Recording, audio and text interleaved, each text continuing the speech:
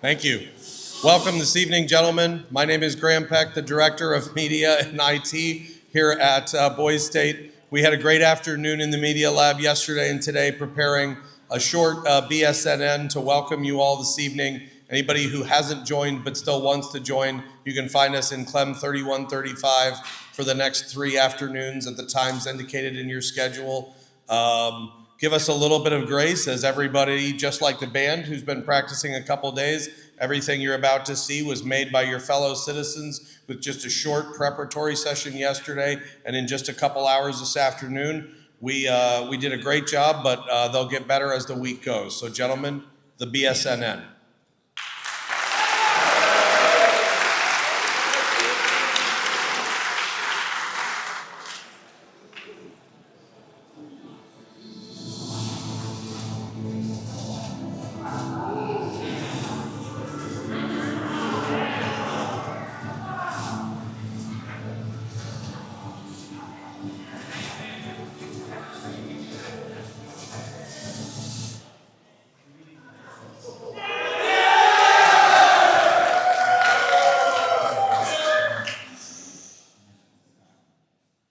This is your Boys State News Network, ready to bring you all the information you need and some that you don't, so that you all may do just that.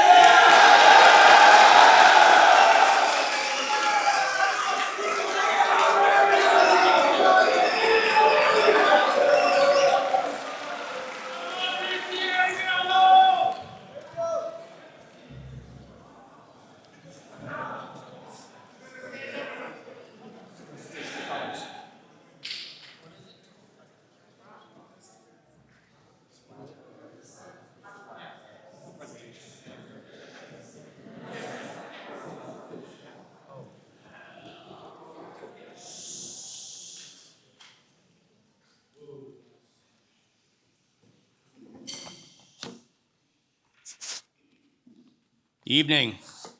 I'm going to do a quick housekeeping. The Boys State store wanted me to make an announcement. They're selling their commemorative limited edition baseball caps for $20, and they're selling $1 chances to fire the cannon. So get your tickets and get your caps.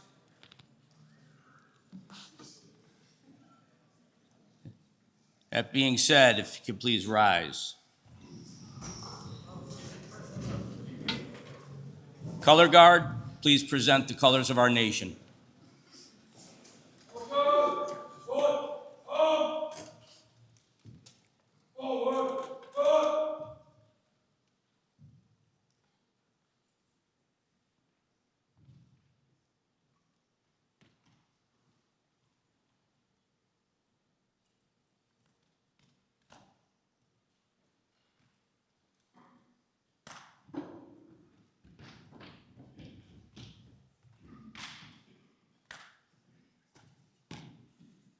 Post.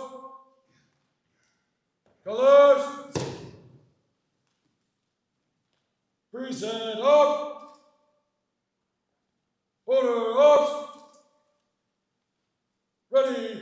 Best. Forward. Mark.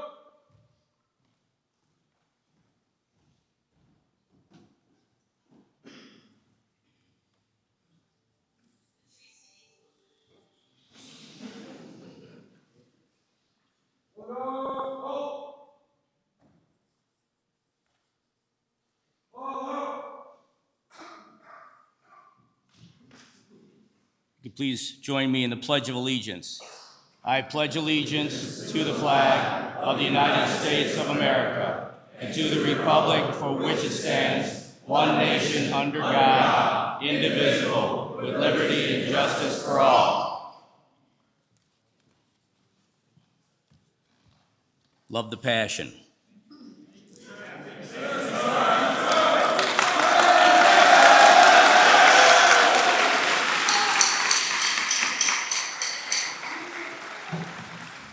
I'd now like to ask Greg Runyard to the podium for the national anthem. Please join me.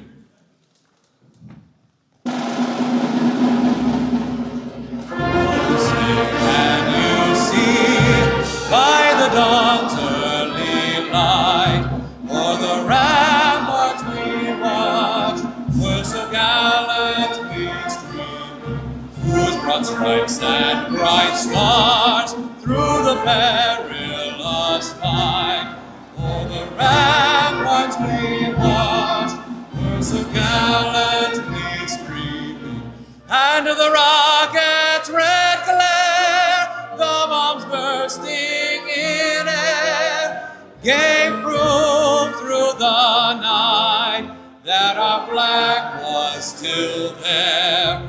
Oh, say does that star-spangled banner yet wave o'er the land of the free and the home of the brave?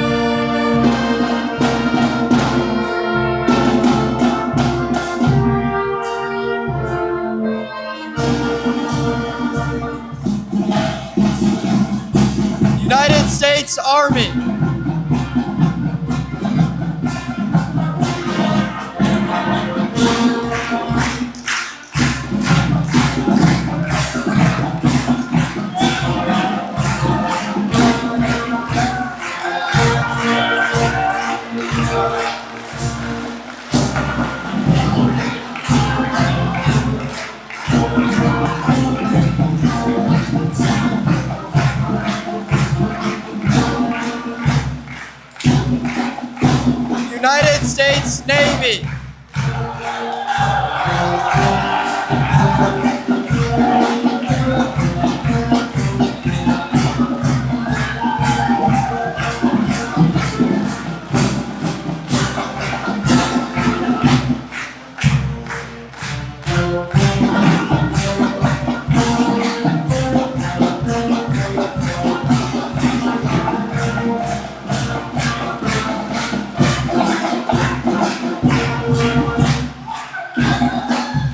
United States Marine Corps.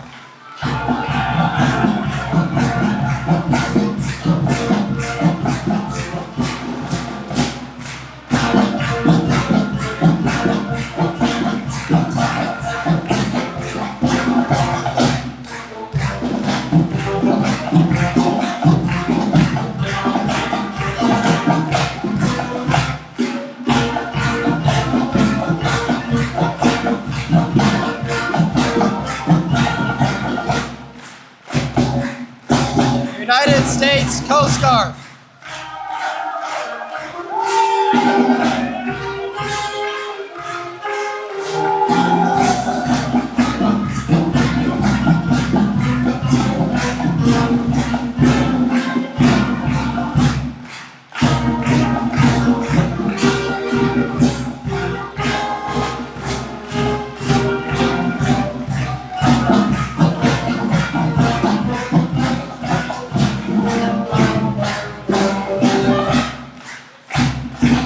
United States Air Force.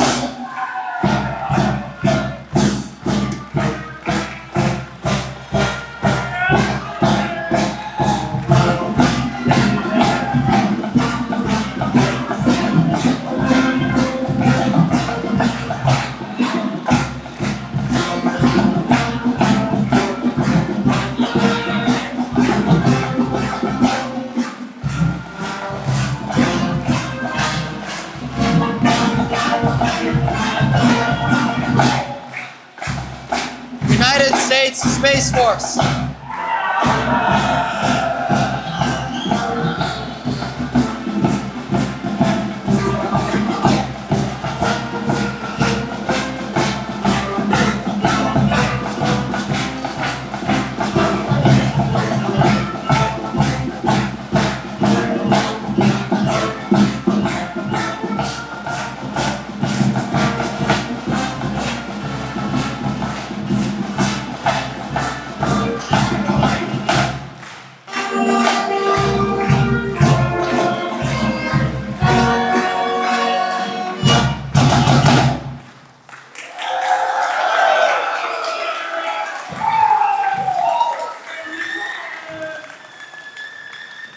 Detail. Attention. Left. Face. Forward. March.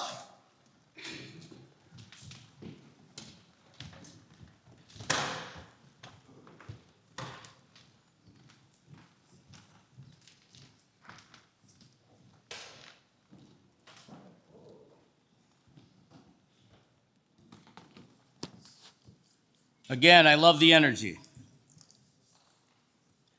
Just keep in mind that after the invocation and benediction, there's no applause or shouting or anything like that, okay? All right, so here to do the invocation, I'd like to ask Kalen Casper to come up to the podium. Kalen's from Bloomington, Illinois. He is currently in Card County and Runyard City.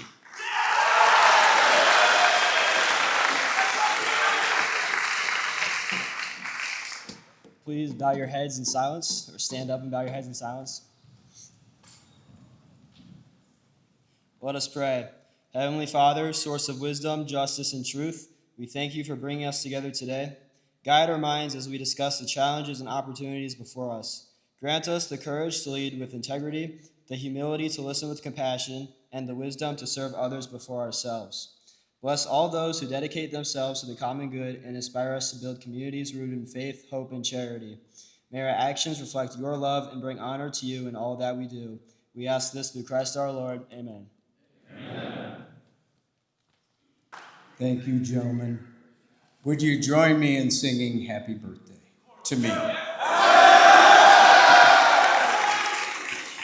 Happy birthday to me. Happy birthday to me. Happy birthday, dear Tom. Happy birthday to you.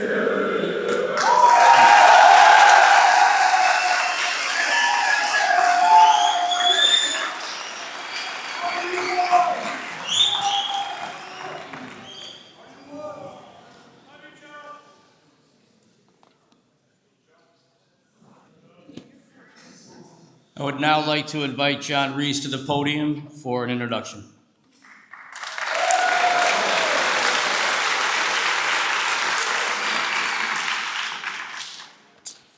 Short people.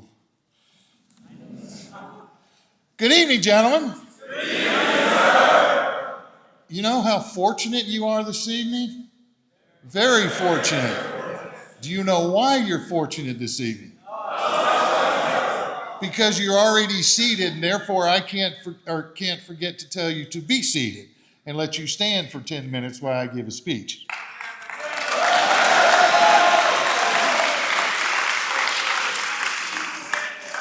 Tonight, I have the honor, a great honor and privilege to introduce a man who is not only a friend and brother, but a man who has spent his entire life in service to others.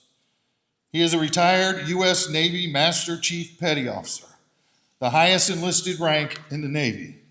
He served our nation for more than 20 years in uniform.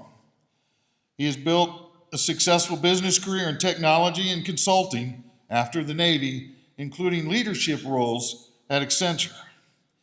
He is currently serving in his 9th year as mayor of the village of Elburn, Illinois.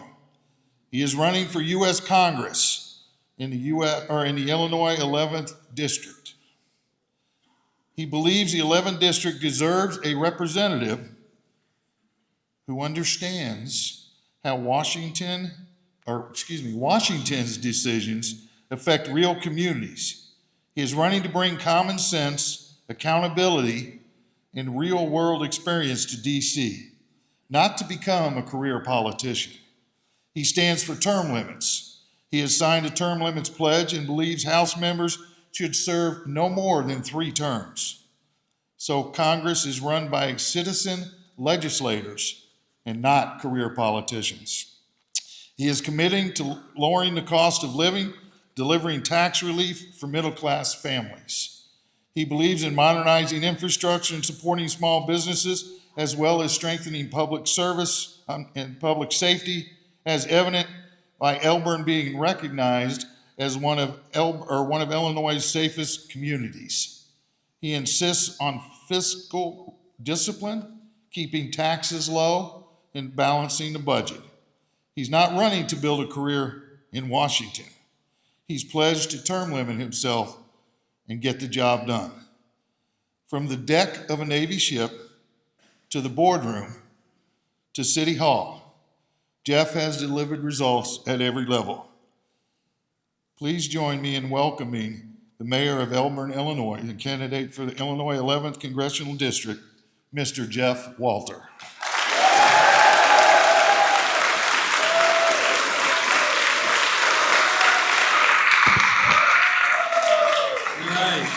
Thank you, guys.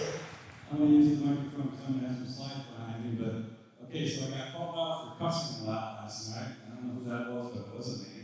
And then there's a Legionnaire picture. I look like an old dog or something. I just saw it apart. Anyway, how many mayors we got in the room? I know there's a few. Mayors, stand up. All mayors. Congratulations on the award. I'm going to give you a quick listen on. Have the parents started emailing you or calling me yet? Because it's coming, I guarantee you. I'm going to give you a short primer, however you want to say it, on what it's like to be a mayor. I put this presentation together a couple of years ago for a group of accountants. So I'm going to go through it a lot quicker than I did for them because they don't have every little detail in the world. And then we're going to talk about what a mayor does, all the things I'm responsible for, how to become a mayor. I'm going to wrap that up after that. I'm going to talk a little bit about running for Congress, what that takes, how much money that takes, how much work that takes, and then hopefully I'll have a few minutes left for questions. I think I was given 2 hours, is that right? 20 minutes. Okay. You just gave me a microphone to the middle of the competition, so no guarantees. Now we'll get you out of here quick enough. All right, next slide, please. I'm just going to talk a little bit about Elbert, just so you know a little bit about the community, so you understand the level of work the mayor has there. Elbert is about 45 miles west of Chicago. We're the last stop on the UP West line. We're about 7,200 people now. This is kind of old, some of the numbers up here. You can see some of the other figures up there that aren't that big, but I will invite all of you on the third full weekend in August. If you're near Elbert, come out to Elbert Days. We have a great time in our fall festival. Next slide, please. So the things that we provide as a village to our residents, right? We have to provide police, we take care of the streets, water, sanitary, in other words, when we flush a toilet, it's all got to go to the right place. And we do building and zoning. In Elbert, we do not take care of the library, the fire district, we have the school district, we don't have a park district or forest preserve takes care of that, we have a community college in our area, but we don't do that. We are what's called a non-home rule community. I know some of you that were in the presentation earlier from the mayor that was here. There's a difference in Illinois between home rule and non-home rule. So as a non-home rule community, we have to take state law. The only thing we can do is make it a little more stringent, but we can't change anything. Home rule communities are typically over 10,000 people, and they have a little more flexibility in some of the things they can do. They can put different ordinances in place that might not exactly agree with the state. But we are non-home rule. Just a quick fact, trivia you can take with you out here. Elbert is known as a truly one-of-a-kind city, and we're truly one of a kind because it's the only Elbert in the world. There's no other town in any country, anywhere, and there's no last name of Elbert. The word was actually made up for the community a long time ago when the UP didn't like the name that Elbert had at the time. So if there are no other Elberts, you get your phones out and check. I'm not going to yell at you, get your phones out. But trust me, it's the only Elbert in the world. All right, next slide, please. So what's a mayor? I'm going to go through a couple of legal descriptions here, so try to stay awake, try to stay with me here. So basically the job description of a mayor is I'm the chief executive officer of the village, right? Or the town, the city, whatever it happens to be. But for me, we're a village. I run the board, I plan the strategy, I sign everything, and I'm there to make the decisions. When the department has needs and decisions made, it's up to me to do that. The board makes a lot of the decisions. So the board is like the legislative branch of government. They pass the ordinances. I'm like the executive branch of government. I run all the departments, and I run the board as well as far as setting the strategy and setting the agendas and those sorts of things. I also am the public relations guy. I think that happens in Elbert, and it's my face you're going to see on TV, which fortunately, I've been there 9 years. I haven't seen it yet, but you never know. And then you take care of public services like we talked about earlier. Next slide, please. So legally, the mayor is defined in Illinois law, and this is the ordinance, it's the law 65 ILCS, just to give you some fancy numbers here. This is the basic description, chief executive officer of the city. You'll hear that a lot. So it's up to me to run the city, to provide the services that we need to do. And one of the interesting things about being mayor, and actually the board can also do this, but if they choose to go to a safety school, police safety school, we can all become conservators of the peace or officers of the law. None of my board has, nor have I have no intention of that, but I do have one board member that thinks he can do it, but he can't. Next slide, please. You're also, okay, like I said, one of my other duties, so the mayor of Elbert makes $12,000 a year. I think the mayor talked earlier made a little more than that. So I get about $1,000 a month, but I also get to be the liquor commissioner, which means I'm in charge of making sure anybody who wants a liquor license, we do their background checks, make sure they're not felons, we try to get them the license. But that's part of the extra duties, and I get an extra $1,000 a year for that. So it's a whopping $13,000. So it's not a huge paying job. So those of you mayors in here, you think about doing this in the real world, it's not worth a ton of money unless you're in a city like Chicago, or it's a full-time job. There aren't many of those around in Illinois. Next slide, please. We also have some ordinances that the village has put together on what my duties are, what's required of me. Basically, again, chief executive officer, liquor control commissioner. I appoint all the commissioners within the village, so parks, I'll look through some of those in a minute. Parks, police commission, some of the other commissions, building and zoning. And I also appoint all of the department heads with the advice and consent of the board. So basically, I do all the hiring of the guys that run the village. What else? This is the next slide, please. So what do I do? So we are what's called a weak mayor system. There's a difference between strong and weak mayor. Strong mayor is the mayor runs town to run the day-to-day operations. In our case, we have a village administrator who does that, so that makes us a weak mayor system. Again, I'm the chairman of the board of the village board. I set the agenda. Nothing can get on the agenda for a village board meeting without my approval. The board members can ask to have things put on the agenda, but it has to go through me. So I set the agenda with the village administrator. It's up to me to ensure public safety, handle constituent concerns. I wasn't kidding about the Karens emailing and calling you. It happens all the time. When you're the mayor, you're the go-to guy, the buck stops every guy. People are going to reach out to you. Your neighbors are going to be at the Jewel, doing the grocery shopping, and someone's going to say, hey, I got this problem with this pothole, or whatever the case may be. But when you put your name on the sign and you say, vote for me, this is what you have to expect. People are going to reach out to you. So you have to take care of that. And then I'm lucky enough that I do get to represent the village at a lot of public events, ribbon cutting, some fun stuff. I think I got some pictures of that coming up. Maybe very well be the next slide. No, it's not. So general duties, again, corporate authority, leadership, crisis and emergency management. This is one of the things that a lot of people don't think about when you're the mayor. You think it's all just going to meetings and board meetings, but if there's ever a crisis, it's up to the mayor to lead the village through the crisis. To get the emergency orders in place, to get the funding we need to do tornadoes in town, or we have a train that runs through town, should whatever derail. It's up to the mayor to lead through those crises. And then, of course, as I mentioned, I do appoint all the department heads, the administrative, police chief, finance director, public works director now, and the building and zoning guy. And then you guys might not recognize that picture of the old people that saw this slide the first time did. Next slide, please. So I do get to do some fun stuff. Some of the stuff you see up here, we work very closely with a group called ABATE here in Illinois. They're a group of motorcyclists. They're about motorcycle education. So you see on the left side, I was getting an award from them. Every year they're out on a corner getting people to put their cell phones down as they're driving. That's me giving a speech somewhere. They get the tag at Oktoberfest. We have an Oktoberfest every year. German mayors, that's a big deal for German mayors to do it all the time. And then the bottom right, the old ribbon cutting, we dedicated a new park. So there's some fun stuff to it too. It's not all work. Next slide. So time commitment, just so you know if you ever want to get into this. I do about 5 hours a week of office hours, although our building's under construction right now, I'm not doing quite as much.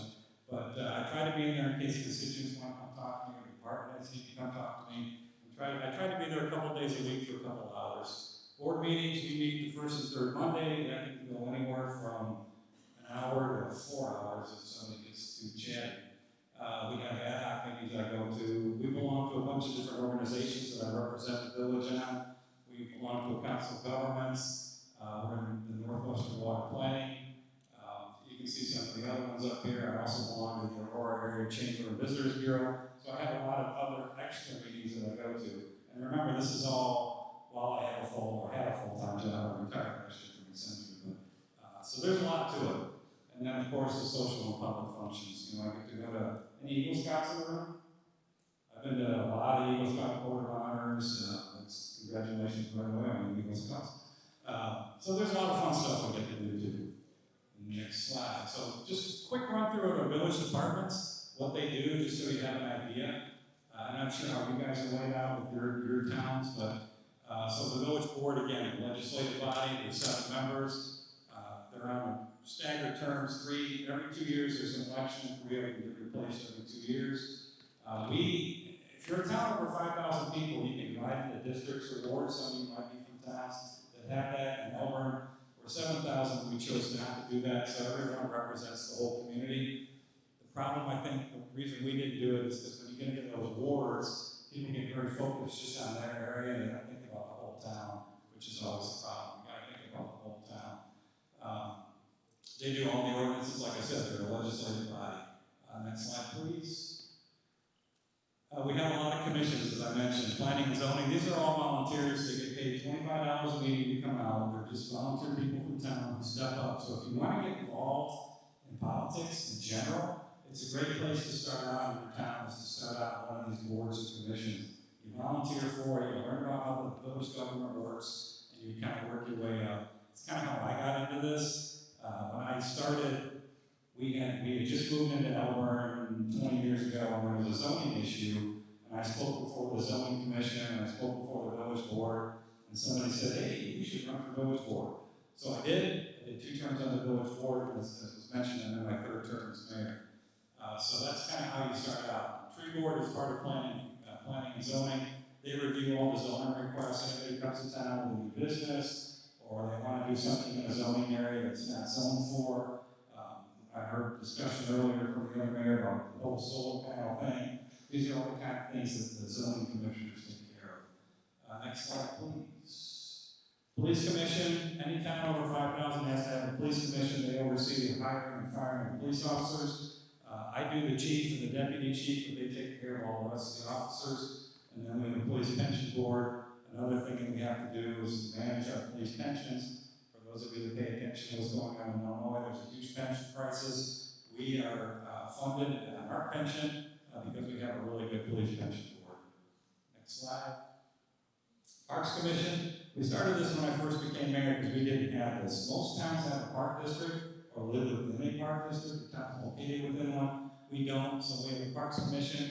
These people come up with the great ideas. We give them a little bit of money, and they've done some great things in town. We've got some grants, a lot of new parks going up. But again, these are all volunteers, people that just have an interest in making Elburn a better place. So if you're interested in that, these are good places to start. Next slide, please. So these are some of the jobs that the department heads have. The village administrator, like I said, he runs the day-to-day. If anything goes wrong, he calls me, but typically he runs the day-to-day operations of the village. He supervises all the department heads and does a lot of this other stuff up here. Because we're such a small town, we don't have all the separate departments like IT and grant writing and some of those things, so he has to pick all that up. Next slide. He does have an assistant. Next slide. The village clerk. Every town has to have a clerk, whether you're a village or a city or whatever, who does the official records of the town. They're the ones that have the corporate seal of the town. They seal all the documents. They take all the notes of the minutes. They publish them. They file everything with the county. Pretty much everything they do, every ordinance, every resolution, every whatever gets filed with the county, and they keep a record of that. This is what the clerk does. In our town, it's appointed. If you're over 5,000, you can put it out to vote if you want to elect a clerk, but we chose to keep ours appointed, so we've got a lady that's been there as long as I have. So, next slide, please. Economic Development Director, most towns our size have one. We advertised for one. We got 0 applications, so we're looking at why that happened, but you want to have somebody looking at your community, see how big you are, what kind of businesses you need, and actually going out and trying to bring those businesses to town. So that's a real important part of any community's economic development. Because without it, your only tax base comes from houses, which is not the best tax base. You want some industry, you want some retail, restaurants, that sort of thing. Next slide. Finance Director. Finance Director's most important job is to keep the mayor out of an orange jumpsuit, right? They do the audit every year, they make sure the money's going to the right places. Anybody heard of Dixon, Illinois? What happened in Dixon with the money that disappeared there? Yeah, the village administrator scammed millions of dollars out of Dixon because nobody was paying attention. So that's what the finance director does. Again, that's the most important thing they do is keep you out of jail. Next slide, please. So a quick look at our budget. This is a couple years old, but basically you can see where the money comes from. The bulk of it comes from sales tax and property tax. And you just talk to your parents about property tax, I'm sure they'll give you an earful. And then you can see where the biggest spending is, and it's certainly in the police department. The police department's incredibly expensive to run. Anybody heard of the Safety Act? You guys heard of the Safety Act here in Illinois? A lot of rules came out of Springfield, what we call unfunded mandates. If you're in village government, you'll find out that unfunded mandates that come from Springfield will just cut you off at the knees. They tell you what you have to do. It's going to cost you a lot of money, and they don't give you any money to do it, so you have to figure out how to pay for it. So that's why our police budget is the majority of our spend every year. And then the rest of it goes into streets and things like police it's a very expensive proposition. Next slide. Just so you know, you can take this back to your parents and you want to know what a tax bill looks like. This is my tax bill a couple of years ago. You can see the bulk of the money in property taxes that your parents pay goes to your school districts, right? That's typically 70 to 75%. The rest of it goes to other. The village only receives about 5%, just a little under 5% of the tax bill. So you can see we have a lot of things we have to pay for, but not a ton of money coming in to do it. So we have to be real careful with our money. Last time I looked, we don't have a money tree growing out behind City Hall, so we've got to really budget our money. Next slide. Police chief basically runs the police department. We're set up with the chief, deputy chief, our patrol guys, we have community service officers that help out with stuff, and our records clerk. We had to hire, because of the Safety Act, all officers have to wear a body camera now, and all those body cams, all that footage has to be managed, so we had to hire another full-time person just to manage the footage that comes off the body cameras. And believe it or not, our legislators thought it was a smart idea to propose a bill to make every elected official wear a body camera if you were doing any official duties of your elected position. Fortunately, it didn't get anywhere. The cost of that would have been just ridiculous. Next slide, please. And that's our staffing right there, just so you see, chief, deputy chief. We've got 7 full-time. We have 2 people on the streets at all times in Melbourne. We have a swing shift now that comes in at 3, kind of works till 11. So we have a 3rd person during the busiest times. For some reason, the late afternoon tends to be busier. Next slide. Public Works, they're divided into 3 departments. They take care of the water, they take care of the sewer, and they take care of the streets. Those are the 3 big things that they've got to do. So we have a wastewater treatment plant somebody has to operate. We've got 3 active wells out of 5 wells. 2 of our wells are dormant at the moment.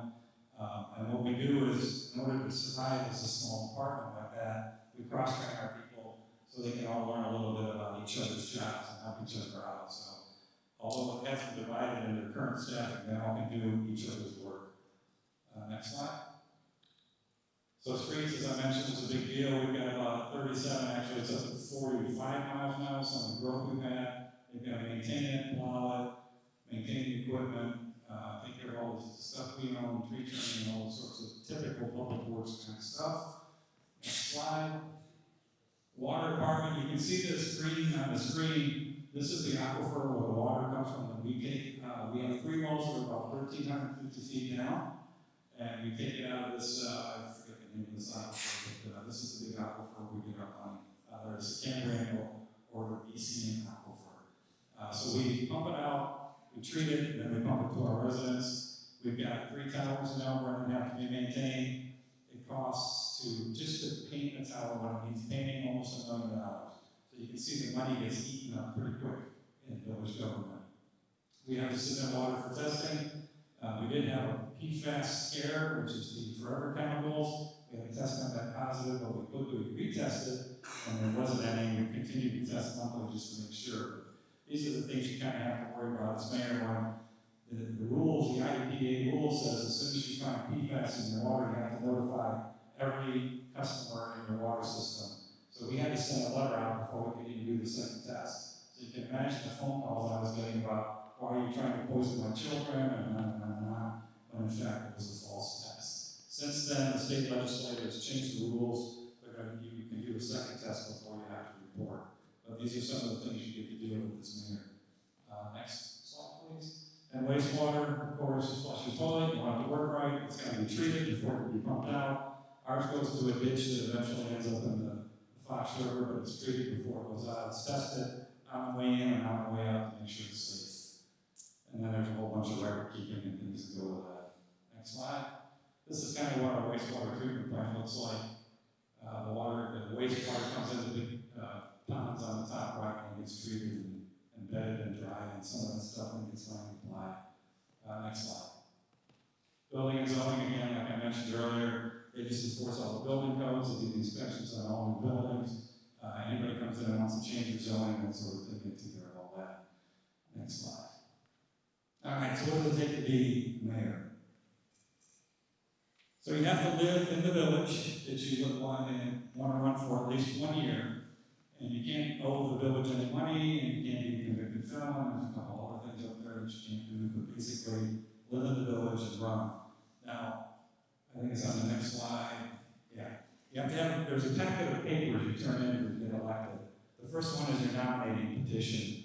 And on that, you have to have signatures of folks in town saying that they want you to be on the ballot. And it's 1% of the total votes cast at the preceding election for mayor. And this is just to give you an example of how apathetic we've become in this country on voting. I only needed 2 signatures to get on the ballot to be mayor because 120 people voted the last time I was elected. So I needed basically 1.2 people. So 2 signatures got me on the ballot to become mayor, which is pretty darn easy. And I ran unopposed. So, you know, I'm doing a good job, or nobody wants the job. I don't know, could go either way now. But it just shows you that folks are not engaged. You know, government is not, it's a participatory sport, right? You can't sit on a couch and watch. You gotta get out and vote. I can't stress enough. If you guys take anything away from anything I said today, it's get out and vote. When you're 18, register, get out and vote. If you don't vote, you don't get to complain. You've got to participate. Next slide. There's a few other forms that go with it. So this is pretty much how the cycle works. In the fall, you start circulating your petitions. You file them in early December. People can object to your petitions. So they'll get your petitions they don't like something, they'll object to it. And then election day is typically in the spring. This is the 22 cycle. Next slide. All right. This is a great quote from Gandhi. I take this everywhere I go. The best way to find yourself is to lose yourself in service to others. I think you're all here learning that from these guys, from these legionnaires that are here, and the classes you're doing, and the things you're getting involved in. Next slide, I think that's it. All right, so real quick, I'm going to talk about what it takes to run for Congress, and then we'll open it up if there's a couple questions out there. In order to run for Congress, it's pretty much the same cycle. You have to circulate petitions. I had to turn in 7,500 signatures of people in my party in my district. So you have to go knock doors, stand at the Jewel, go to the train station, whatever it takes, get a team together, get all the nominating signatures together. Your opponents can object to that once they turn in just like you can for mayor. It takes, the 11th congressional district is, as everything else in Illinois, very gerrymandered. For those of you that are familiar with Illinois geography, I start out in Wakanda, which is in Lake County. I go all the way out to Belvedere, which is almost Rockford. I come down through DeKalb, down through King County, through Aurora, Naperville, Bolingbrook, to Lamont. So it's like a giant sea. There's 500,000 voters, I think, in that whole district. So you get your signatures, and then you've got to get out and talk to folks and convince them that you're the guy they want to vote for. And you do that by attending every parade you go to, going to every meeting you go to, but it's a super expensive proposition to take on. We budgeted for everything we want to do for my campaign to win $1.3 million. My opponent is now, because he's an incumbent, he's been in Congress 16 years, he's got over $3 million sitting in his war chest. So it's going to be a fight, but it's up to me to go out and show people that I have a better choice. So it started. Again, it started last summer. In December, we started gathering signatures. It was a primary in March. I had 3 opponents in the primary, and I got through that and won, and now I'm shooting to the general election to win that. And I'm not going to get political on any of this, as what party or any of that stuff. But, so that's kind of what it takes to run for Congress. It's like starting a business from scratch. You've got to raise money. You've got to get people. So I have a staff, I have a campaign manager, I have a finance director, I have a communications director, I have a field operations director, I have 2 volunteer coordinators. These are all unpaid volunteers. I have an event planner who is paid. Campaign manager is paid as well. But you got to find the money to pay for them, find the money to pay for your events, all your materials, all your supplies, all your t-shirts, all your parade giveaways. We go through probably every parade, $100, $150 worth of candy, passing it out to kids along the way, talking to people, just getting our stuff printed up. It's an expensive proposition.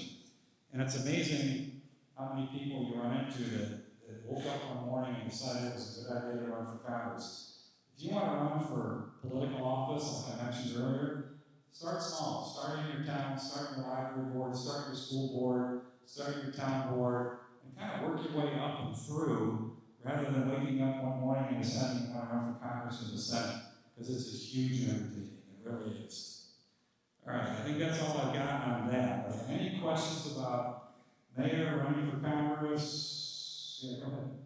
So you need $1.3 million. Are you getting that from money? Are you fundraising? Like, are you fundraising with events? Are you fundraising with this, like GoFundMe? Are you taking? GoFundMe is good, but you can't do GoFundMe for politics. They don't let you do that. So it's a little bit of everything. So I've got my own money involved in it. People are donating. We do have events. We just had an event yesterday at the King County Cougars game. We did a campaign kickoff thing where people could buy tickets and donate, whatever. Come out and watch the game. We're having a golf outing in July. And it's a lot of cold calling. So I have a list of people who have given to candidates in my party throughout the state. I'm not even live in the state. So I'm calling them and saying, I think Mr. Zuline was mentioned in the earlier mayor when he was talking. You're calling these people up and trying to convince them that you're the best candidate they should donate to your campaign. So it's a little bit of everything. We have different channels going.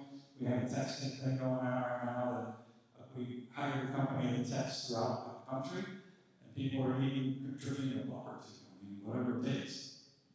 And then we're doing events and cold calling, whatever it takes. I mean, you're just trying to raise money. That's it. Any other questions? Yes. If you could go back in time and tell yourself something from before you ran for mayor, what would you say? Don't run for mayor? No, I'm kidding. I actually love being mayor. If I could do the mayor thing full time, I would. What would I tell myself? I think you don't know what it's going to be like dealing with the public, right? Dealing with your constituents. And that's the most important part of the job. We think it's running the village, right? I'm going to set the strategy, and I'm going to do this and do that. But really, the job is taking care of people.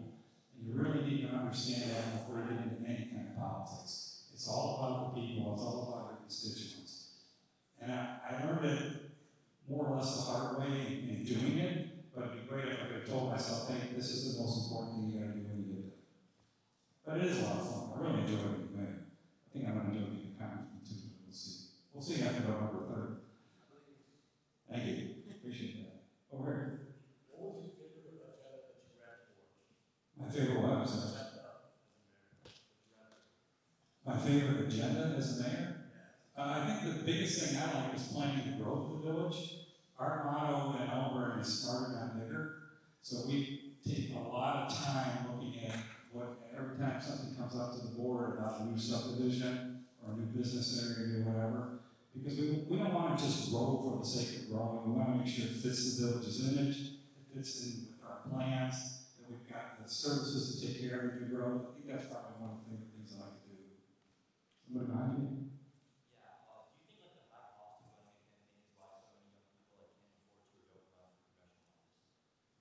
I think that's part of it. And a lot of it is recognition too, right? So in my area, as the mayor, 9 years as mayor, people up and down this district know who I am already. So I've got that name recognition. If you're a young person just coming out, unless you've got some way to really get that name recognition, or you got a ton of money to buy that name recognition, it's tough for a young person to do it.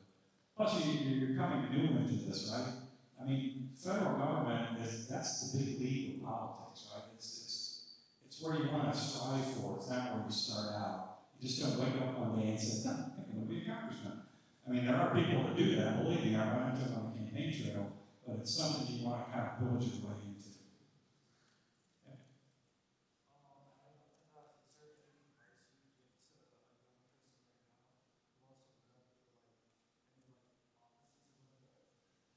Know what you're getting into, know what the office is, and start small, start local. Learn, start at a school board or a village board or county board, somewhere there where you get some experience and understand what government, how running a government, what it's all about. Don't just jump in, like I just said, wake up one day and say, oh, I'm for Senate. It just doesn't work. I mean, you saw Don Tracy is the Republican nominee, but he had like 10 guys running against him. Some of them had never been in politics. Well, you don't get to be a senator representing the state of Illinois without some experience. So my advice would be start small, start local, get involved in some local stuff, kind of learn what it's like, see if you even like it, and then go off from there. That's all. Yeah. The mayor job or the candidate job? Both. If I could change anything about the mayor job, what would it be? I think I'd like to spend more time doing it, more time at the office, more time working with the constituents, the residents of Delaware, for sure. As far as running for Congress, you know, I'd like to win the lottery. That'd be a big change. It's expensive. That's the hard part. If I could find better ways to raise money, I'm not one of those guys that just go up and say, "Hey, give me $1 million." You know, that's hard for me to do. So I think if I could get better at that, that'd be one thing I'd like to change. Yeah, how did you set yourself off from other candidates? Mr. Speaker of the House, congratulations on your election. How did I separate myself from the other candidates? Well, the experience thing is probably the biggest. So the 3 candidates that ran against me in the primary, one was an Army retired lieutenant colonel, great guy, but no political experience at all. His whole life experience was being in the Army. The other candidate was a perpetual candidate. He's run like 8 times. He's run in both parties, which doesn't go well. And then the third candidate, she's facing 13 felony charges, and her court hearing is this week. So I could differentiate myself pretty well. Not sure why she thought it was okay to run for Congress, but again, people just do. So I think that helped me. You know, it's my main recognition of experience. The fact that I'm retired military helps. I think people are looking for that now, looking for people with service background. And then being mayor, that makes a big difference. Because I've got that. I know how to deal with people. I know how to solve problems. I know how to lead. I think I'm going to get the vote here in a minute. You are. I was an IT consultant for a company called Accenture. Anybody heard of Accenture here? It's a huge IT consulting company. I did a lot of Gen AI consulting the last couple, 2-3 years. I got to do design work for companies that have big problems who would come in and bring in AI solutions to help them. And I would design those solutions and then deliver them. All right. Thank you all. Appreciate it. Thank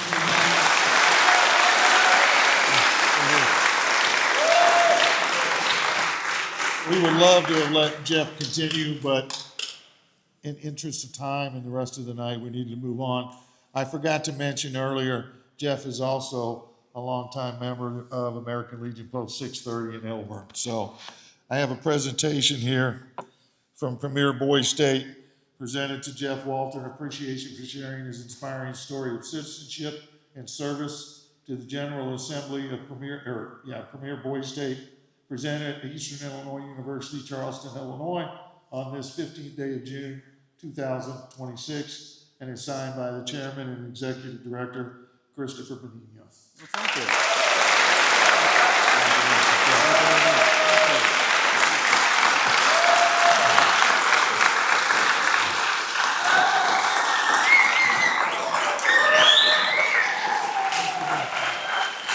Remember, get out and vote. You all, any 18-year-olds should all be registered. You guys get out and vote. And if you're going to be 18 by the general election and you're 17 now, you can register to vote as well. But that's your most important duty, vote.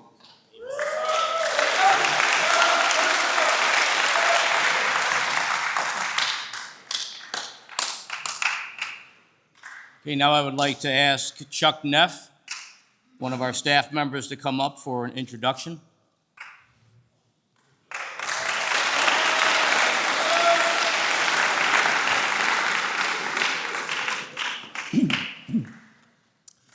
Hello, everyone. In my life, I found that we occasionally have the opportunity to meet some very extraordinary people who impress us with their life story and experiences.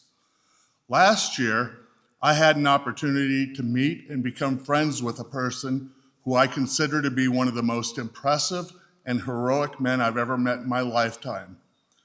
His name is Gene Metcalf.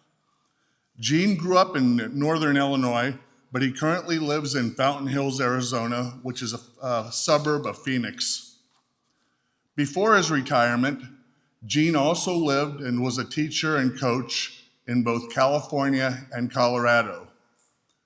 During World War II, Gene left high school before his scheduled graduation to immediately enlist as a U.S. Army paratrooper, with his unit ultimately being assigned to the U.S. Army's 82nd Airborne.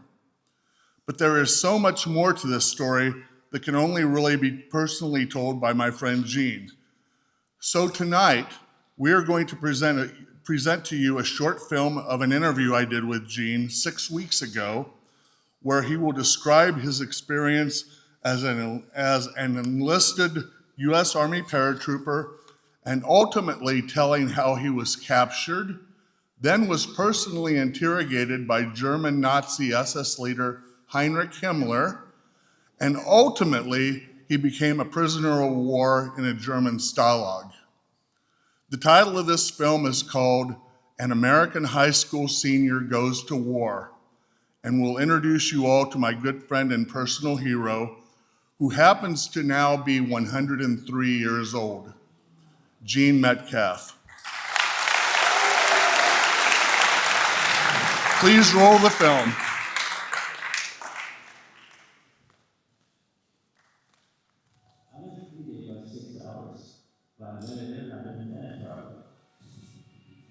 Himmler was in this force, and it was something camp where I won't know where he was supposed to take. He was there, and nothing turned me back.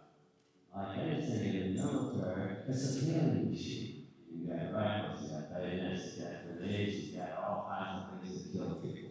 First thing they say is you come in camp, forget your last 19 years, forget the golden rule. We're here to kill terrorists. We're here to kill terrorists. Kill, kill, kill. That was a shock to a teenager to do that job. It was very serious. So I signed up for the 500 version degree. That's what I got into eventually. I was in school for about another week. Nothing to do, you know, so you go, they sit around, watch the porn grow, whatever. But I wouldn't do my homework. I wasn't taking the homework. And so it was a professor there. He said, call me out. He said, you know, I don't see any homework, perfect homework. I said, I'm not doing any homework. I'm tired of doing homework. I've done my last homework. I got to do it. He said, well, you need to graduate. I said, I'm not graduating. He said, what do you mean? He didn't know about it. I joined the paratroopers. And he said, what? He said, not a good idea. Of course, just to sad. He was right, of course. Sent me northeast to the Polish armies, and they started a new parachute base there this summer. We were the first ones in there. So you want Camp Shanks, New York. We got the Queen Elizabeth, the Queen Mary were down side by side. And we had 28,000 troops on the ship. We landed up in Glasgow, Scotland, the day before. And we were supposed to leave that afternoon to go down to Southampton. And I signed the file. So we couldn't leave there because there was submarine sighting outside the harbor. They had a submarine right there, of course, across it. And so they waited until the spirit had to go. Otherwise, we would have been in the you know, the English girls, like back day for Saturday night, the gals would tell us, I mean, you're not going to be here today. What are we going to be? They didn't tell them, they didn't know. But you're not going to be here. So the guys come back to camp and said, well, we're putting it together. We're going to be somewhere. All these gals knew. Told the guys, forget about it, you're not going to be here. But we didn't know where. Then we got locked out in the hangars. They locked it down there. So in early September 1944, you suffered a leg injury as a result of a hard parachute. Yeah. And you were ordered to the hospital for recuperation. So I got 3-day pass to go up to Nottingham to see the guys, because I hadn't seen them for a while. And I was about early afternoon. I got there, I walked down Company Street there to my tent.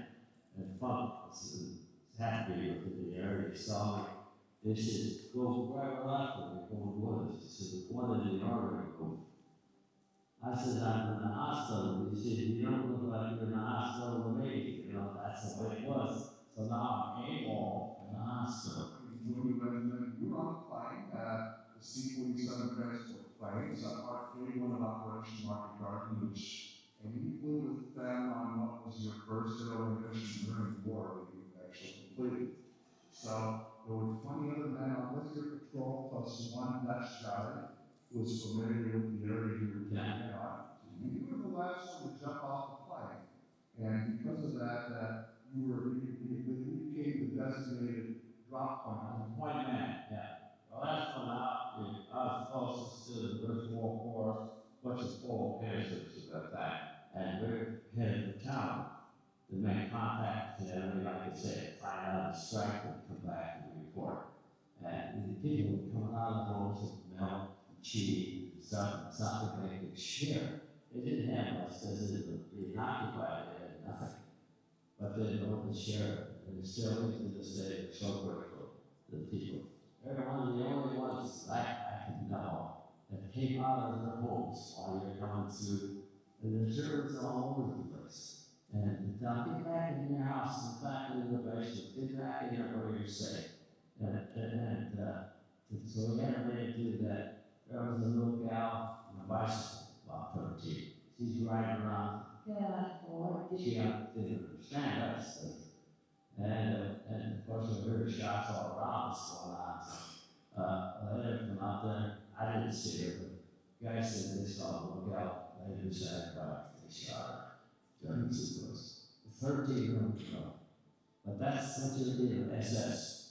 But then I said, man, I wanted to patrol and I said, oh, we got a firefight with them and our 88 came across and took me out. I woke up and I felt side by side as getting pulled to hurt. It was a rifle. The German rifle was pulling me as we get up. See if I was alive. They were the killers at the night for it. And so they took prisoners. And so I hear today.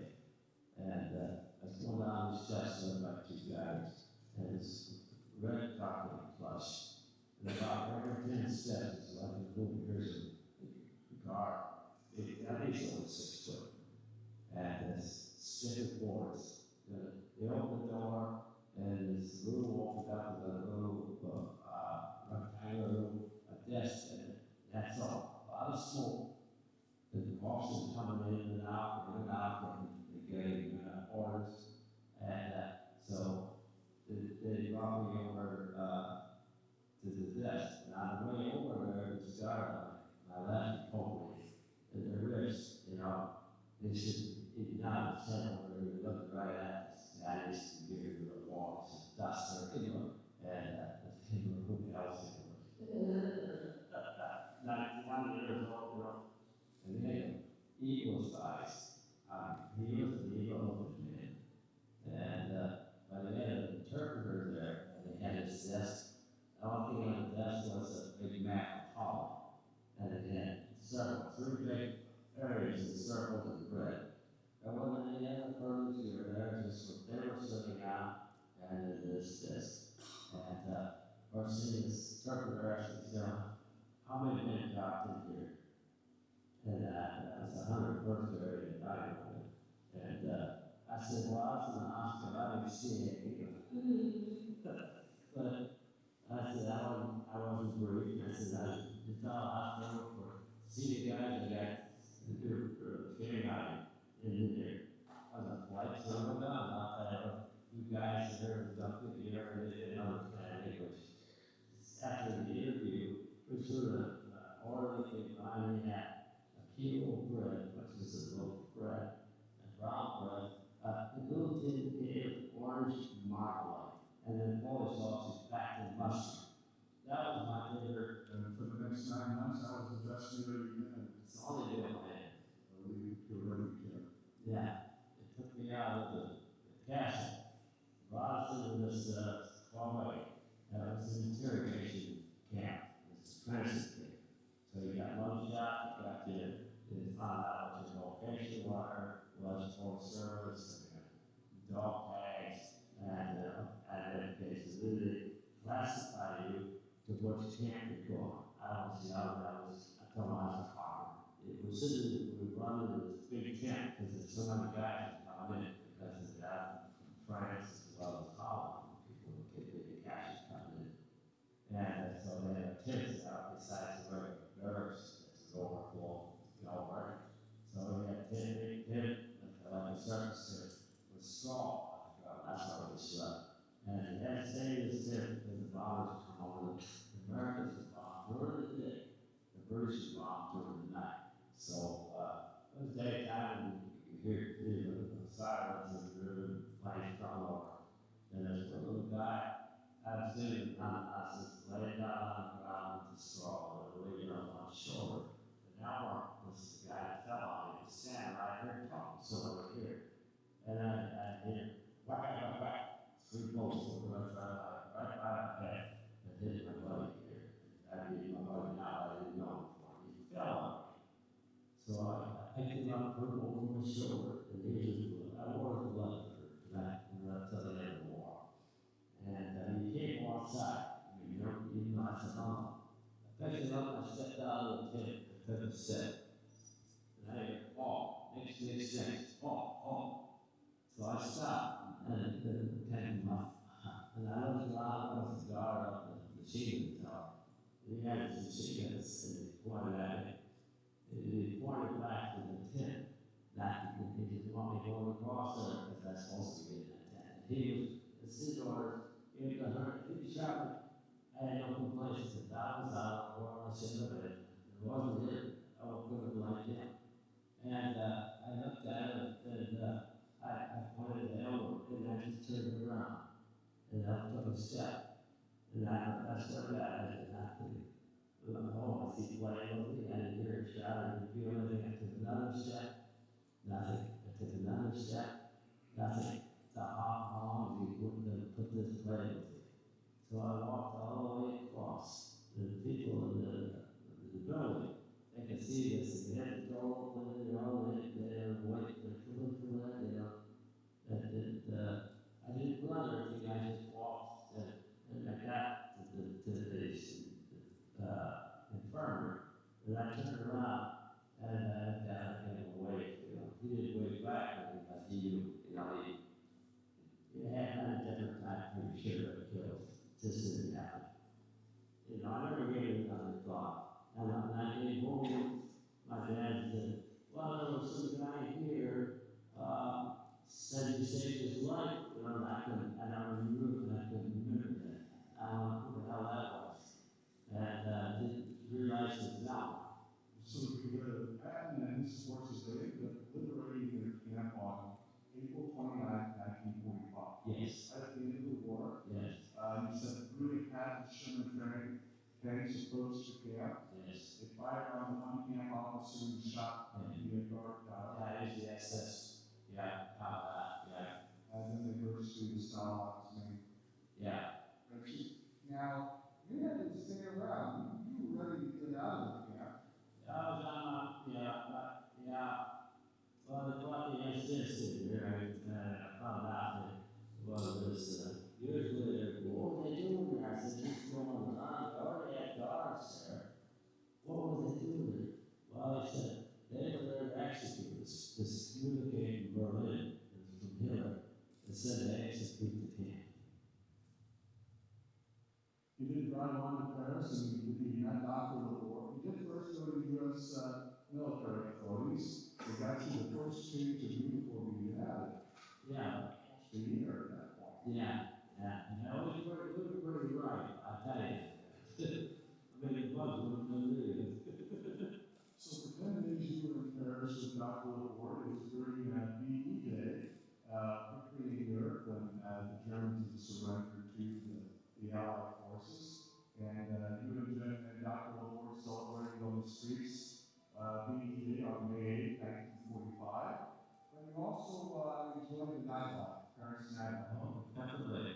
Yeah. And then, so eventually you were stopped by U.S. military police. And yes. Yeah. you were told you were to be shipped immediately back. You landed in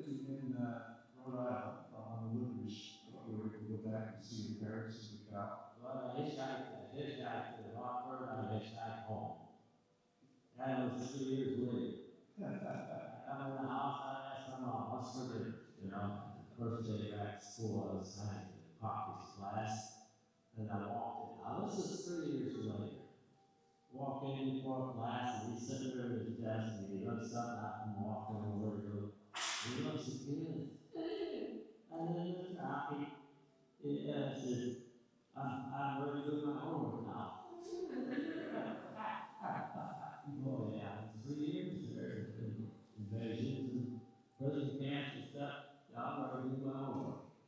Also, when you met with your mission sergeant, letter to talk. Yes. When you guys met each other, saw each other at the airport in 1980. Yeah. For all those years, Sergeant Pump thought you had been dead and were killed. But when he saw you, it was a great reunion, wasn't it? I don't think so. I think that he's still fun. Yes. I mean, you don't forget these things. You know, we had pictures taken for he did, and his arms on his shoulder. Not me. I mean, he gave me too much of a bad time. I didn't hold blood against him. Don't get me wrong. I was glad to see him.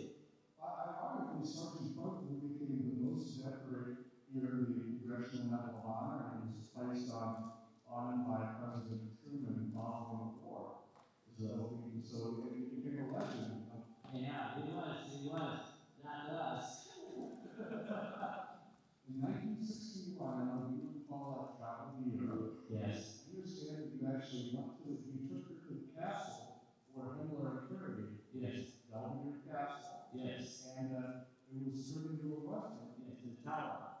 Visiting that restaurant. Oh, it was, I never got upstairs. Of course, I was in the basement. This is news to me. And you know, a real nice lesson that I asked them that they should be. I said, was Hitler ever here? And I guess the rest of the restaurant heard, and there was this silence. Everybody left. They were all locals. They hadn't knew about Hitler. And they just shut up. And everyone was talking. And they stiffened up, and he said, yeah. Finally, he said, this was his headquarters during the war. And I said, you know, I said, I've already come up in the world. They didn't understand, but I said, I'm there, kilo bread and some boiled sausage with a kilo or wrong way.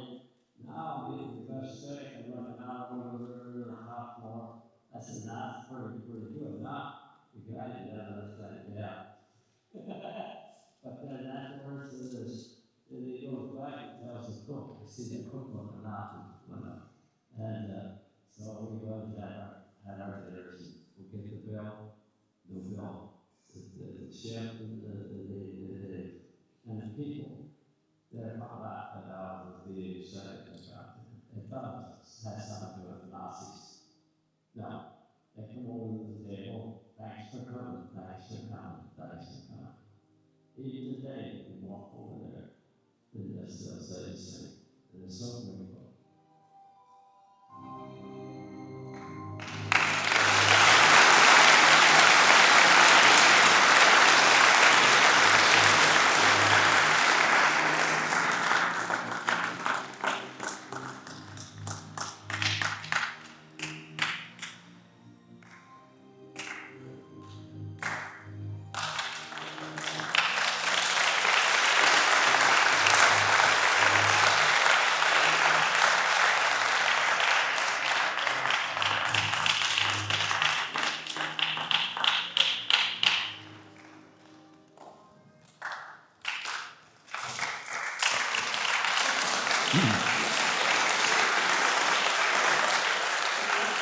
I hope you all enjoyed the video interview of my friend Gene Metcalf.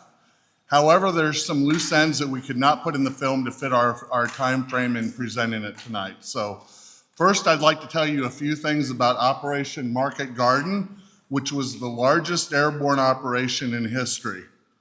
On September 17, 1944, nearly 40,000 American, British, and Polish troops parachuted into 3 separate drop zones in Holland, hoping to secure 3 bridges on the Dutch-German border along the Rhine River. Operation Market Garden failed to achieve its objectives, securing none of the 3 bridges, which led to heavy Allied casualties. There were nearly 4,000 American dead, wounded, or missing troops resulting from the operation, including Gene, who was initially listed as killed in action. I want to clarify how Gene was injured and captured. Gene's unit was ordered to fall back, but Gene was the leading point man of his squad and didn't hear the order. As his friend was walking up to tell the order to Gene, a German 88 mortar landed and exploded next to Gene, blowing his body high into the air, and he landed face down in the hole created by the mortar shell. His friend came over and rolled Gene over, but he was not conscious, and blood was flowing from his right ear. And actually, Gene is still deaf in that right ear. This friend believed Gene had been killed, and he was left for dead during the unit's retreat. And then later, as Gene explained in the film, he was woken by a German soldier poking him with a gun barrel, and he was taken prisoner. In the film, Gene also refers to saving his friend Elmer, who had been shot several times by the POW camp guard, and Gene carried him to the infirmary hospital on the Stalag under threat of both of them being shot. This is a photo of Gene meeting Elmer Melkai, who was the man whose life was saved by Gene's heroic action. Elmer, who grew up in Champaign, Illinois, contacted Gene by phone in 1996, and they finally met each other. The news media covered this story both nationally and internationally, with stories on their reunion being on all major network and cable news outlets upon their meeting, and they became close friends. And I can personally remember seeing this story broadcast on the NBC evening news program at that time. We didn't even have time to put in the film about how Gene was assigned to work as a prisoner, cleaning up bomb damage in the city of Munich, and eventually was sent to assist a German farmer for a couple months, planting crops, milking cows, and assisting the farmer with his operation. While Gene was being returned to the POW camp after working on the farm, he escaped with 2 other GIs, and they attempted to reach the border of neutral Switzerland, but he was recaptured after several days on the loose and returned to Stalag 7A, where he remained until the camp was liberated by General Patton's troops. Following the war, Gene went back to DeKalb High School and graduated in 1946.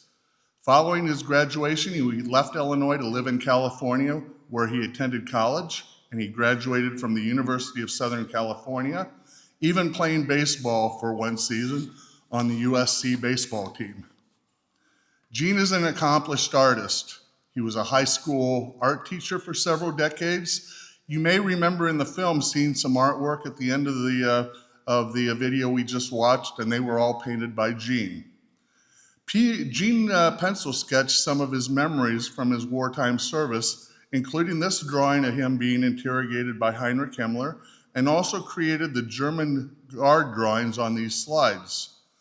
Paintings made by Gene hang in many lodges and commercial buildings throughout the western United States.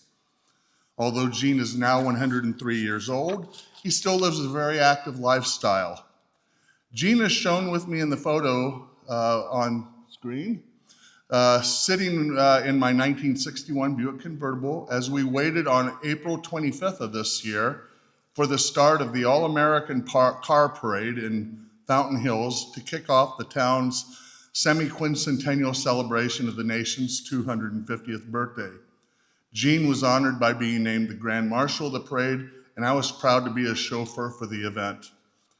I want to point out that Gene still has his driver's license and drives his car in town. Gene also still creates artwork and has an art studio in his home. He enjoys meeting friends for coffee a couple times each week, and also enjoys going out with friends or family to a local restaurant on Friday nights for their weekly Friday fish fry. A book about Gene Metcalf's remarkable story was published in 2019.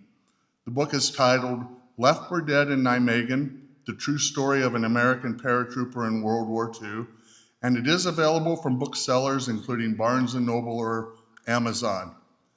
Someday, I hope that Gene's amazing story of his service in the military is eventually made into a major motion picture. Thank you very much.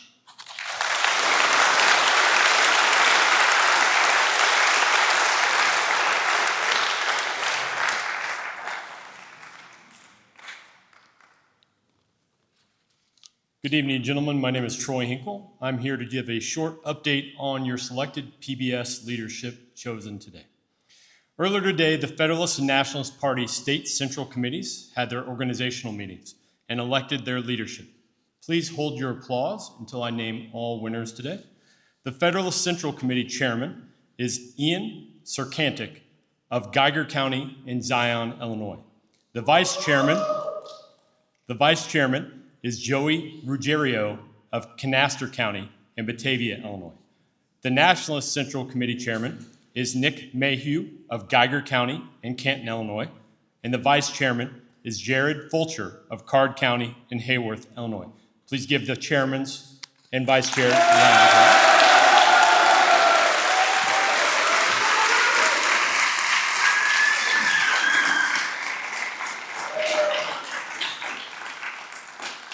Now on to your elected officials. The Supreme Court, Senate, and House of Representatives each had their organizational meetings today and elected their leadership. First, for the Supreme Court, your Chief Justice is Kiran Patel of Card County in Barrington, Illinois.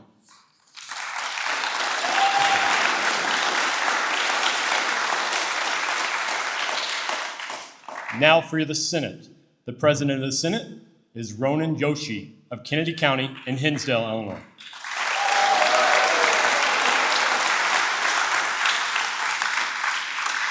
The Secretary of the Senate is James Maynor of Geiger County in Clareton Hills, Illinois.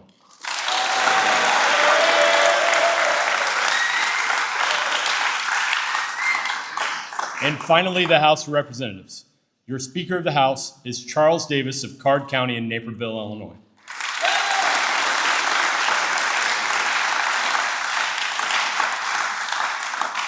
And finally, but not least, the Clerk of the House is Alec Gostelek of Canaster County in Lisle, Illinois.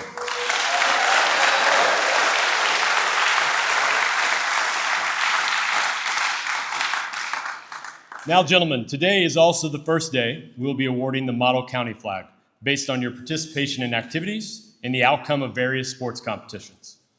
If we announce your county's name, please send one citizen up to retrieve the white Model County flag from Mr. Joe McCraith.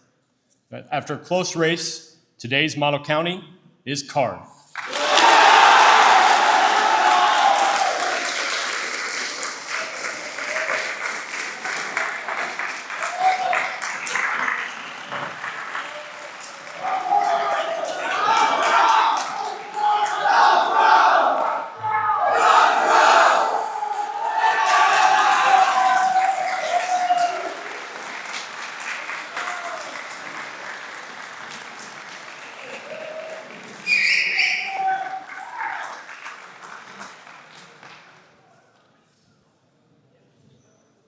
Good evening, gentlemen. My name is Doug Howell, and I have the final story of the evening. It's George Washington's 129th birthday, February 22nd, 1861. A man is standing in a large room in Philadelphia. You'd recognize it if you saw it. The same wooden floors, the same tall windows, the same four walls where 85 years earlier, Thomas Jefferson, John Adams, Benjamin Franklin, John Hancock, and 52 others had argued, had sweated, and had finally signed their names to a document that could have gotten them all hanged. This man is standing in what some would call the room where it happened. The man is Abraham Lincoln, and at this moment he is President-elect of the United States, traveling by train from Springfield to Washington for his inauguration. War is coming. Everyone can feel it. The southern states are already seceding. The Confederacy is already forming. The country Mr. Lincoln is about to lead is coming apart at the seams. President-elect Lincoln has been invited to share a few thoughts for a small gathering at Independence Hall in Philadelphia. Standing in that room, Lincoln tells the crowd, "I've never had a feeling politically that did not spring from the sentiments embodied in the Declaration of Independence. I have often pondered over the dangers which were incurred by the men who assembled here and framed and adopted that Declaration of Independence. I often ponder over the toils that were endured by the officers and soldiers of the Army who achieved that independence. It was not a mere matter of the separation of the colonies from the motherland, but that sentiment in the Declaration of Independence which gave liberty, not alone to the people of this country, but, I hope, to the world for all future time. This is the sentiment embodied in that Declaration of Independence.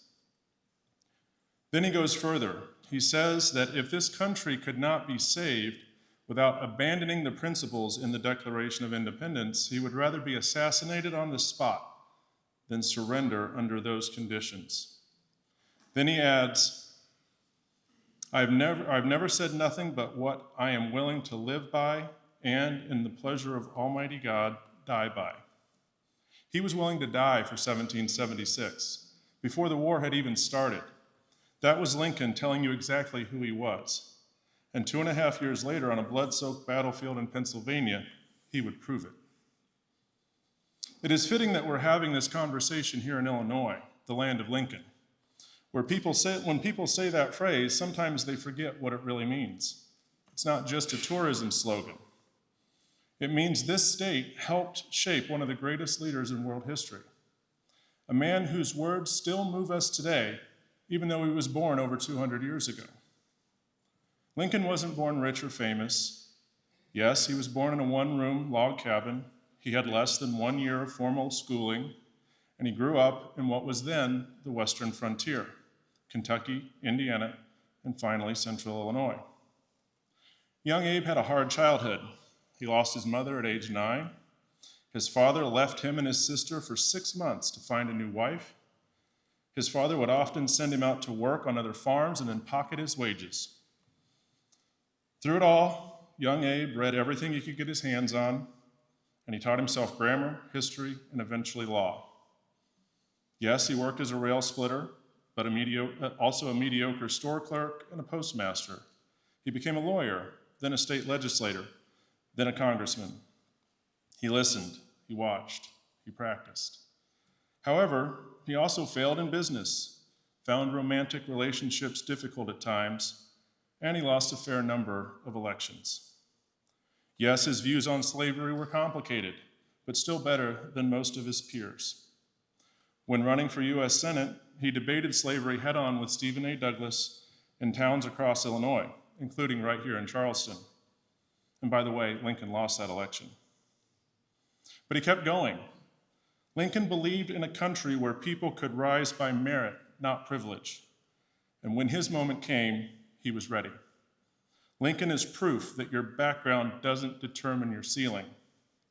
His story might be your story one day. It's November 1863, and the country is right in the middle of the Civil War. Just a few months earlier, two armies had collided in a small town called Gettysburg, Pennsylvania. That battle lasted 3 days. Over 50,000 killed, wounded, or missing. The ground was soaked in blood. To honor the Union soldiers who had died there, a cemetery was being dedicated at the site. A well-known speaker of the day, former Harvard President Edward Everett, was invited to give the main address.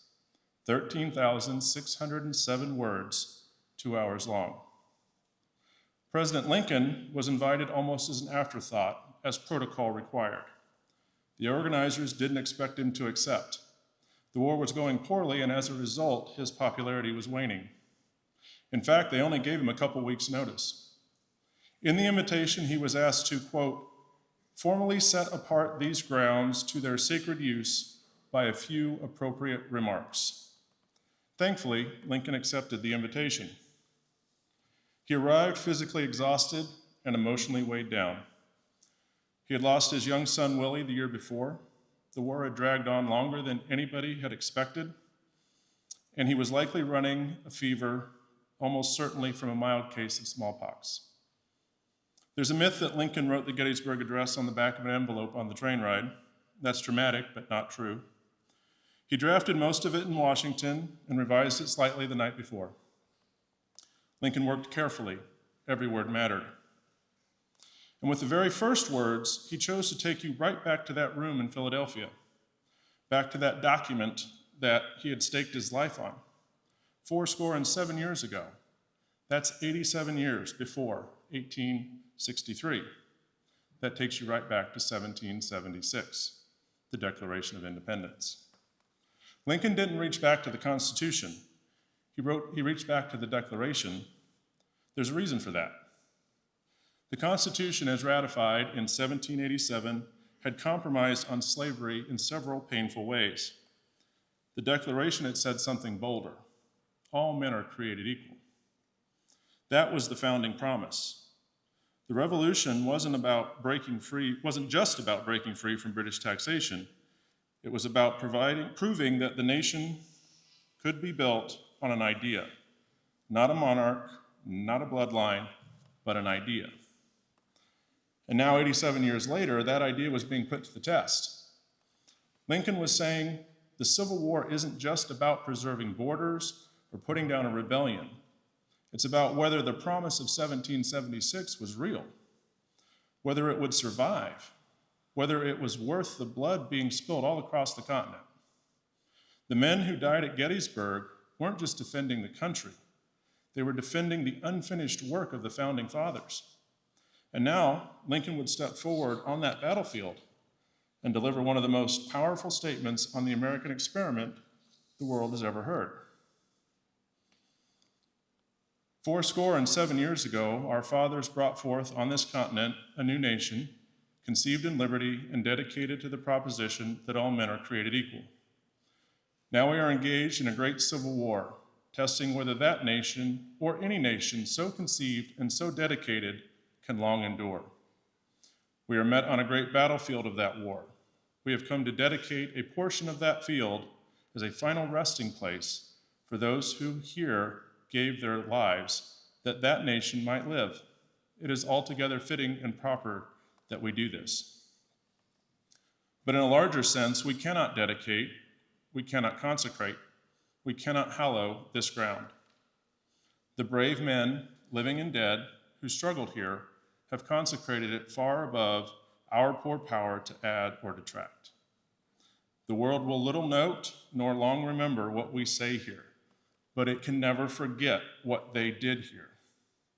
It is for us, the living, rather, to be dedicated here to the unfinished work which they who fought here have thus far so nobly advanced.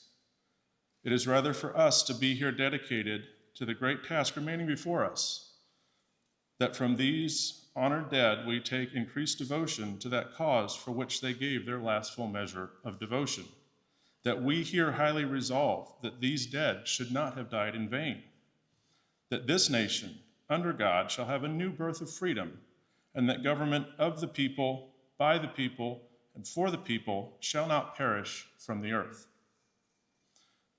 That speech lasted about 2 minutes. No special effects, no PowerPoint, no microphone, just Lincoln at a podium offering a vision. He didn't give a victory speech. He didn't mention the Union or the Confederacy by name. He didn't use military terms. He didn't blame the South. He didn't talk about politics. He talked about equality, sacrifice, democracy, and the need for us, the living, to carry on the unfinished work of 1776. Lincoln quietly sat back down. The crowd was caught off guard.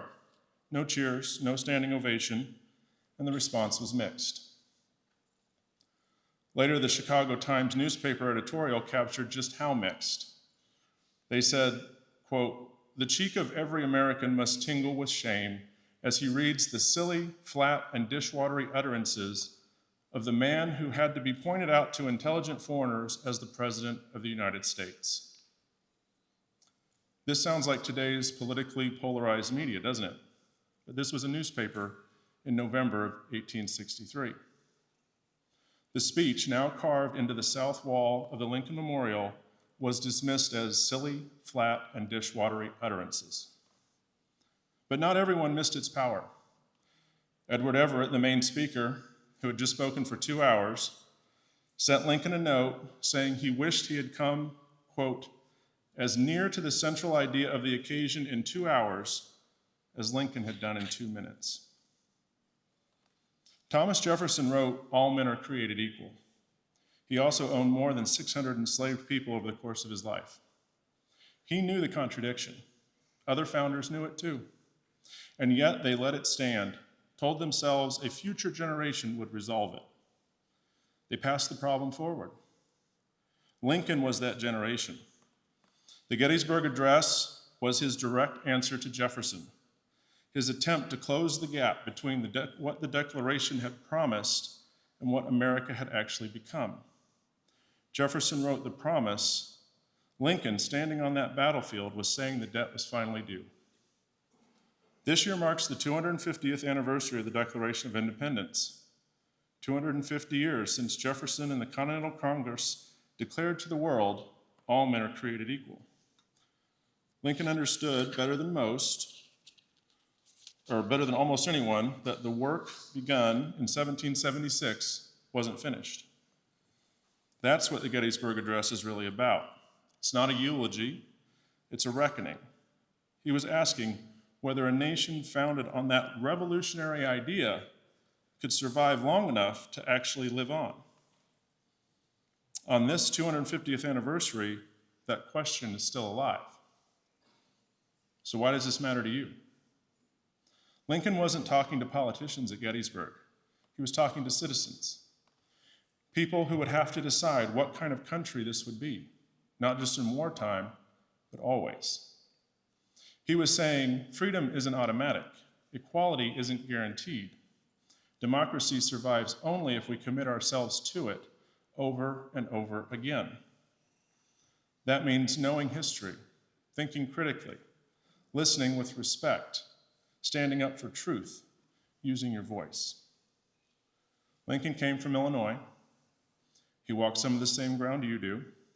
He studied, he struggled, he failed, he kept going. And in 2 minutes, standing on a blood-soaked battlefield in rural Pennsylvania, he reached back 87 years to the promise of the Revolution. And he reached forward to every generation that would come after. This week, you're going to debate, campaign, vote, and lead. You're going to argue about ideas in rooms not so different from the one where Lincoln once stood. That's exactly the unfinished work he was talking about. Mr. Lincoln did his part. Now it's your turn.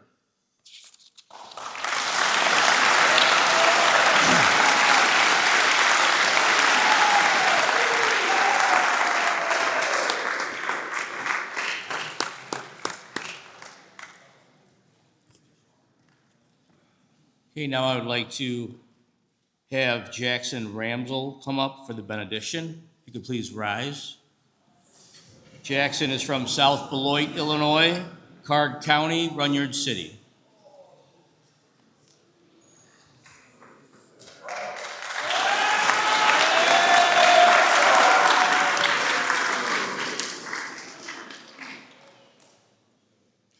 Good evening.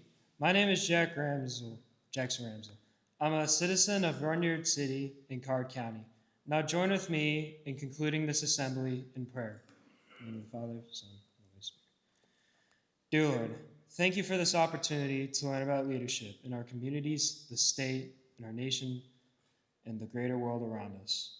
Please guide us as we continue throughout this week to enhance our talents so we can become even better leaders and have better skills. To the people throughout the communities, our high schools, universities, colleges, services, wherever you decide to take our talents. Please guide us in blessed decisions that we make. We know that good ultimately prevails. Guide us to make decisions in your will. In your name we pray. Amen. Amen. Father, Son, Holy Spirit.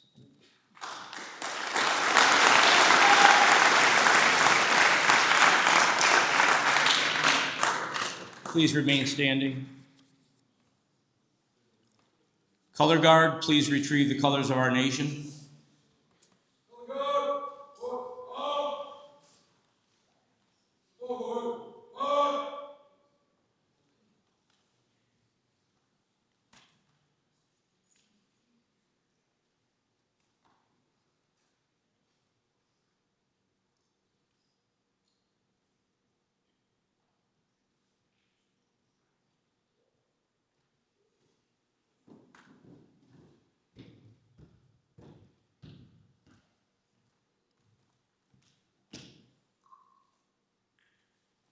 Present up.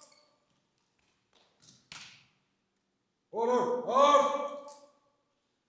Retrieve. Colors. Ready. Face. Forward. March.